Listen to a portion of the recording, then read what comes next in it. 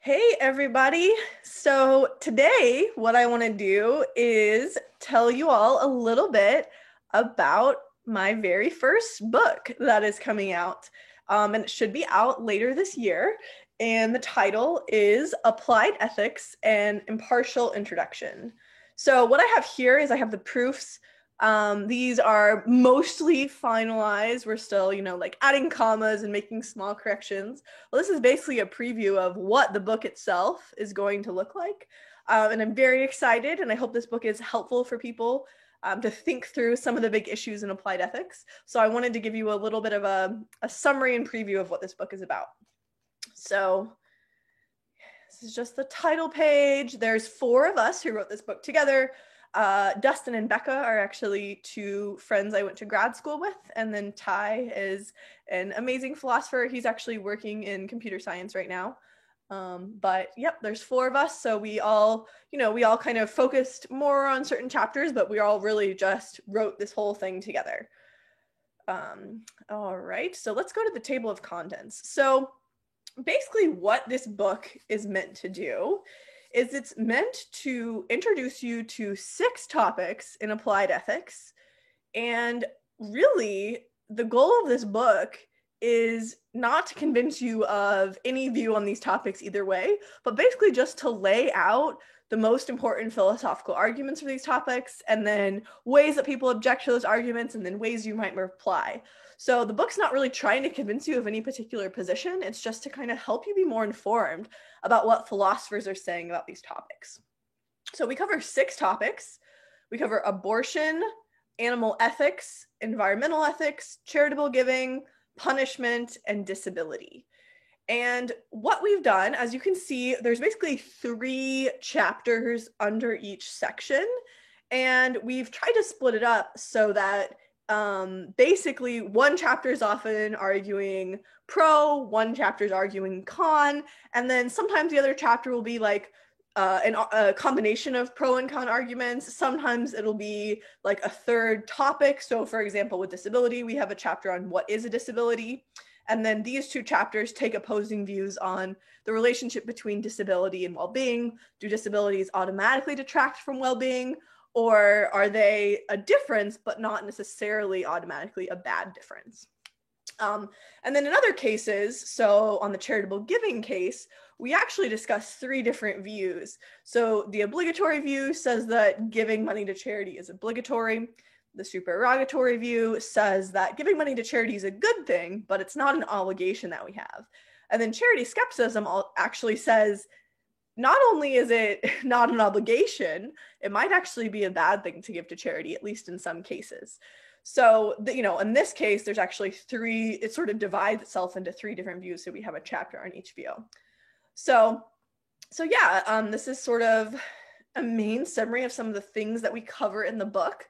And so if these are topics that interest you, I think this would be a really great introduction and a way to just kind of see what the big arguments are. And it's supposed to be really accessible. So if you aren't into going and reading journal articles that philosophers have published in professional journals, this will be a way to sort of get these arguments out there and make them more accessible to people that aren't reading philosophy journals.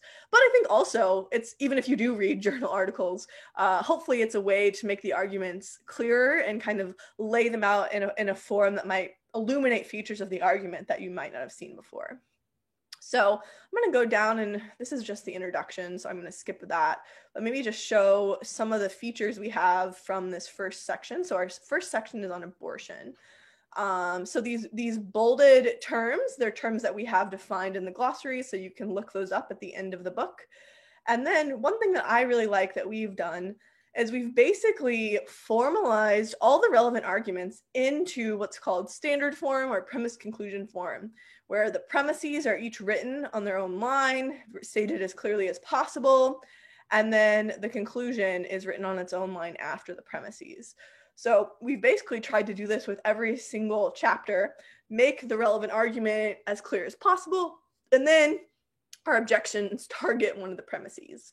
So for example, this chapter is on the sanctity of life. So here's an argument. All humans have a right to life. If something has a right to life, then intentionally killing that thing is impermissible.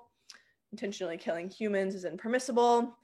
And then we kind of go down and show how that translates. We sort of add this caveat that at least it's impermissible to kill innocent humans, and then show how that translates into a pro-life conclusion.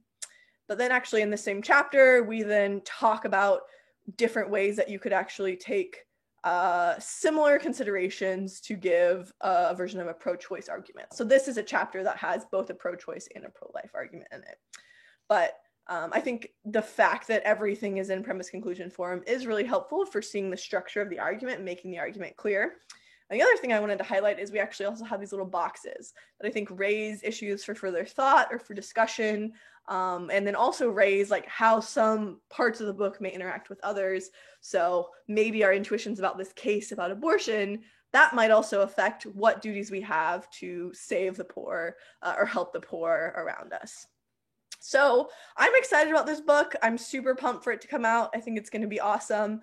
I hope that, it'll be helpful for people to use in their classes, but also it'll just be a thing that people who are interested in philosophy can read. And one thing I love about applied ethics is that it's something that a lot of people find really interesting. Not everyone's super into like the cosmological argument and the possibility of an actual infinite series and blah, blah, blah. But like a lot of people have thought about things like abortion or whether it's wrong to eat meat or, what are our obligations with respect to pollution in the environment? Do we have to give to charity? Is the death penalty okay? And then, what about applied ethical issues around disability? What's the relationship between disability and well-being? These are questions that I think a lot of people are really interested in. So I hope this is a book that's helpful for people and clarifying for people. And again, we're not here to try to convince anyone of a particular argument. That's why it's called an impartial introduction. So we've tried to be as impartial as possible. So I don't think that this book is on Amazon yet, but when there is a link, I will post that in the description. I also think it's not going to be super expensive, so it should be affordable for people beyond just libraries. Unfortunately, some academic books are quite expensive because they're mainly priced for libraries to buy, but I think this book should be significantly more affordable. And yeah, I just wanted to kind of tell you guys about it because I'm excited about it, especially kind of seeing the proofs in the final form. So I hope you're excited about it too.